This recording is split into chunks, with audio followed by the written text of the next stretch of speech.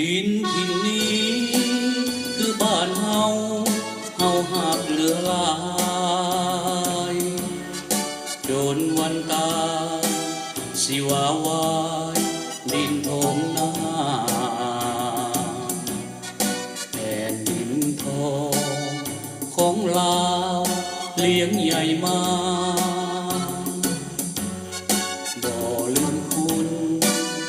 เข้าป่าและอาหารมียอดทรัพย์อยู่ในดินสินอยู่ในน้ำมีวิวงามมียอดคำมีรายได้สัตว์องค์ก็คงคอยโปรดปรานเมื่อมีทุกรัฐบาลคอยส่วนสู้เมืองลาวดีมีค่าดังดวงใจเก็บเอาไว้กลางฤทัยให้ลบหลู่สู้บ่ท้อสู้ตลอดไปให้โลกรู้ให้ลาวอยู่คู่ฟ้าอสงไขยใจมั่นไว้กตัญญูกตเวทีเมืองลาวมีคุณความดีเหลือนับได้ให้อยู่กินให้ความสุขสบายสีบสลายขอมอบกายให้ถิ่นทอง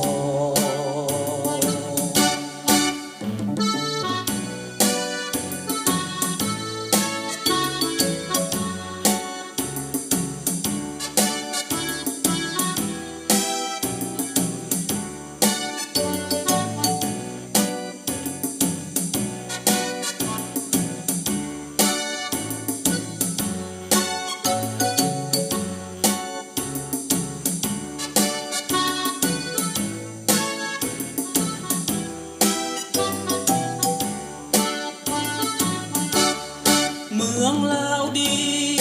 มีค่าดังดวงใจเก็บเอาไว้กลางฤทัยให้รบหลู่